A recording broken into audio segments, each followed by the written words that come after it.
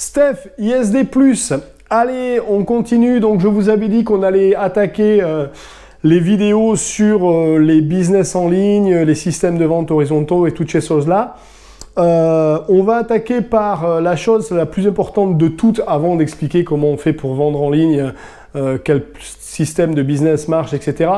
Il est bien important de comprendre que il y a deux choses qui sont extrêmement importantes dans un business. C'est premièrement la visibilité et deuxièmement la capacité à vendre. Parce que tu as beau avoir le meilleur produit du monde, si tu ne sais pas le vendre, eh bien, tu vas le garder chez toi. Et si tu ne le sais pas, il va falloir que tu aies des vendeurs qui sachent le vendre ou quoi que ce soit. Donc à un moment donné, il faudra qu'il y ait des gens qui savent vendre. Et donc, la vente, c'est hyper important. Comme vous le savez, ou pas encore, j'ai eu la chance d'être, lors de mes voyages et de mes séjours aux États-Unis, avec des gens qui étaient à l'université du MIT et d'Harvard, et qui travaillaient sur la manière dont notre cerveau fonctionne quand nous passons du temps sur les applications téléphoniques et comment on garde les gens engagés sur le téléphone et sur une application. Et ils en ont déterminé le mode de fonctionnement conscient et inconscient de la machine qui est là-haut. Et ils en ont déterminé ce qu'ils appellent une méthode de vente horizontale. Et donc, pour vendre, cette méthode-là, elle marche à 80%. Donc 80% ce qu'on appelle des prospects qualifiés. Si tu essayes de vendre un cheval à un mec qui déteste l'équitation, ça ne marchera pas. Mais les gens qui sont intéressés par ce que tu peux vendre, à 80%, tu vas réussir à leur vendre. Et donc, donc ça se présente comme ceci, hein. Donc là, point 0 de la vente. Ici, l'article est vendu. On estime que la première chose qui se passe, c'est ici, ça se passe en 5 secondes. C'est l'image que se fait ton inconscient de la personne à qui tu vas avoir affaire. Derrière, il y a le déroulement de la vente avec différents aspects, paraître un expert dans son domaine, prendre directement à charge la discussion et prendre la vente à son avantage, le questionnement massif et donc la récupération d'informations. Ici, il va se passer, donc tout ça, ça se passe là, hein, avec les questionnements. Ici, il va se passer ta première propale, où on se verra, donc c'est le sujet du 6 jours, qui se fait sous 3 tonalités successives. Derrière, il va y avoir la première objection, avec les boucles feedback, et derrière, ici, la vente finale. On va attaquer aujourd'hui par les tonalités. Alors, ici, tu as 5 secondes pour que, donc on sait aujourd'hui, de façon sûre, tout le monde le sait, que nos modes de communication sont divisés en 2 modes de communication, le verbal et le non-verbal, et on sait qu'à peu près 80% de la communication se passe ici. Voilà. Il y a 20% qui se passe là. Donc ce que tu dis n'a pas tant d'importance que ça. La façon dont tu le dis a beaucoup plus d'importance et le langage de ton corps. Il s'avère qu'ici, tu as 5 secondes pour que la personne, d'autant plus si tu es au téléphone ou ailleurs, pour que la personne, son subconscient se fasse une image de qui tu es et se dise, cette personne-là, c'est sûr, c'est un expert dans son domaine, ou, ouais, bon, il a l'air pas mal ce jeune, laisse tomber, c'est un pipeau fini. 5 secondes, c'est inconscient et tu ne maîtrises pas. Il te faudra 5 rendez-vous pour changer ces 5 secondes. Et 5 secondes, on est bien d'accord que si en 5 secondes, je veux te dire, donc on appelle ça, ils appellent ça en anglais le speech de l'élévateur, du mec qui vend des ascenseurs, mais si j'ai 5 secondes pour te dire « Salut, je m'appelle Steph, CISD+, je suis expert en préparation physique et mentale, ici on va faire des vidéos sur… » Je n'arriverai pas à transmettre un message en 5 secondes. C'est impossible. Donc il s'avère qu'on sait très bien que ces 5 secondes-là se gèrent avec la tonalité. Et je vais te donner un exemple qui est vrai. Quand j'étais sur les yachts de luxe, j'avais besoin d'un visa pour travailler aux États-Unis. Donc pour pouvoir rentrer et sortir en bateau aux États-Unis, il te faut un visa B1, B2.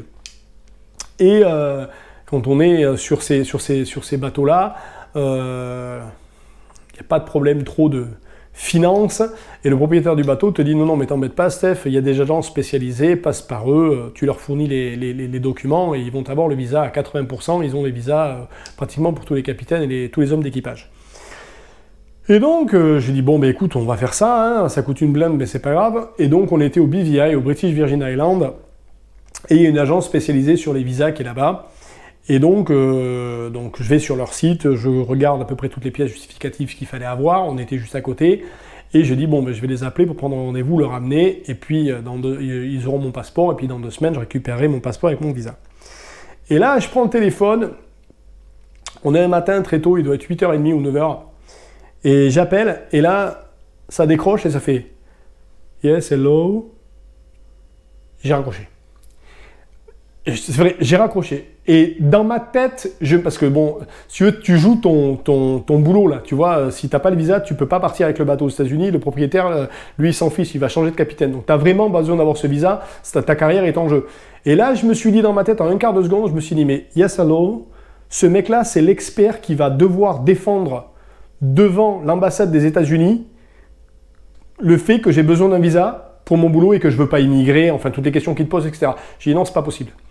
Et là, je m'imaginais, alors je suis désolé s'il y a des ados qui regardent cette vidéo, mais je m'imaginais un ado au réveil, tu vois, qui est arrivé au vélo, en vélo au boulot, qui est pas réveillé, qui est avec son mug de café, qui se dit putain, ça y est, le premier coup de téléphone du matin, il décroche et il fait yes, allô, tu vois. Et c'était pas possible que ce soit ce gars-là qui défende mon dossier. Visa, donc du coup j'ai pris l'avion, hein, j'étais à l'ambassade, etc. et j'ai eu mon visa, mais... conclusion de l'histoire, non seulement là, il n'est pas passé pour un expert dans son domaine, et de deux, ils ont perdu un client, mais plus d'un client, puisque l'ensemble des gens qui m'ont demandé comment j'avais eu mon visa, puisqu'on discute entre nous sur les quais, je leur ai dit non, mais moi je ne suis pas passé par eux, parce que le mec que j'ai au téléphone, après 3 secondes, je lui ai raccroché au nez. Et ils ont perdu sûrement des tas de clients. Et je ne l'ai pas fait parce que j'en voulais au gars, je lui ai même pas parlé. Je lui ai fait juste parce que je n'ai pas senti que c'était un mec qui était... Parce que ça aurait été... Alors, c'est en anglais, mais... Yes, this is John, may I help you? Ah, j'ai dit, putain, John, il est réveillé ce matin, il a envie de m'aider, je vais lui parler.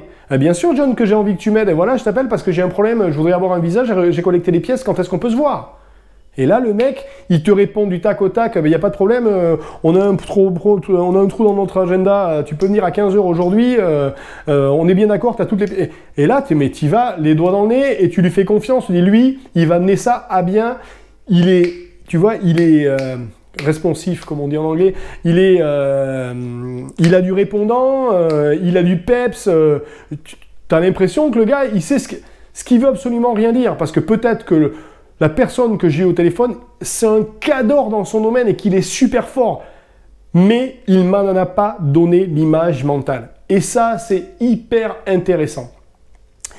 Et il faut savoir qu'il y a 12 tonalités qu'on utilise tout le temps.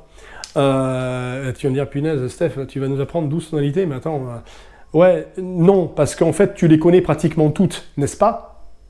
N'est-ce pas? Ça, c'est la tonalité de l'interrogation, par exemple. Mais...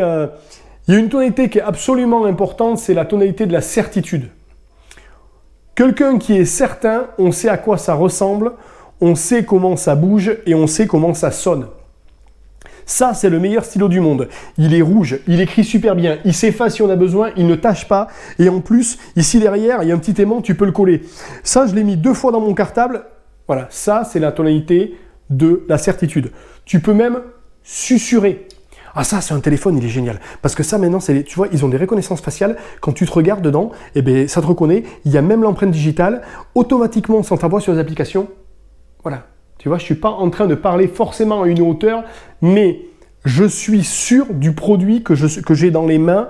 Pour moi, c'est le meilleur produit au monde. Ça, c'est la tonalité de la certitude. Celle-là, elle est absolument indispensable. C'est ce qui va faire que dans les 5 premières secondes, sur un coup de téléphone, une poignée de main ou une présentation, le gars va se dire « Waouh, j'ai affaire à un expert » ou « J'ai affaire à un touriste ». Tu vois ? Je vais faire un petit clin d'œil à un collègue à moi. C'est comme si tu allais demain chez un boucher et que tu lui dis « Voilà, je voudrais telle pièce de bœuf » et que le mec te regarde, il se fasse Ah ouais, comment vous dites? Ah ouais, vous voulez... Est-ce que tu te dis là que peut-être tu vas manger le bon bout de beefsteak ou que tu vas manger un bout de beefsteak qui va pas trop représenter ce que tu lui es venu lui demander? Alors que si le gars, tu lui dis, ouais, je voudrais ça, il dit, ouais, il n'y a pas de problème, j'en ai là, mais il n'est pas très frais, celui-là, il va être plus tendre parce qu'il a... Là, tu dis, ok, le mec, il sait de quoi il parle, on est là, on est sur le... Et c'est dans tous les domaines, que tu vendes des voitures, des stylos, ou que tu veuilles faire du business en ligne, il faut que tu sois un expert dans ton domaine. Allez, je vous embête pas plus avec la tonalité. On reviendra là-dessus. J'en ai plein des tonalités. J'ai la tonalité de l'homme raisonnable. Ce qu'on appelle la tonalité du bon père de famille. Où on est d'accord, moi aussi je ferais bien ça et toi aussi. Mais si on le faisait ensemble, ce serait quand même pas mal. Je suis raisonnable, tu es raisonnable, on est raisonnable, on fait les choses ensemble. Voilà. Etc, etc, etc. Si tu as aimé cette vidéo, n'hésite pas à laisser un commentaire, un pouce vers le haut. N'hésite pas à t'abonner et à mettre la petite cloche pour avoir les notifications. Excuse-moi, je te donne rendez-vous bien entendu demain matin à 6 h. Ouais, tonalité, c'est vrai que j'ai raccroché à la gueule du mec au billet.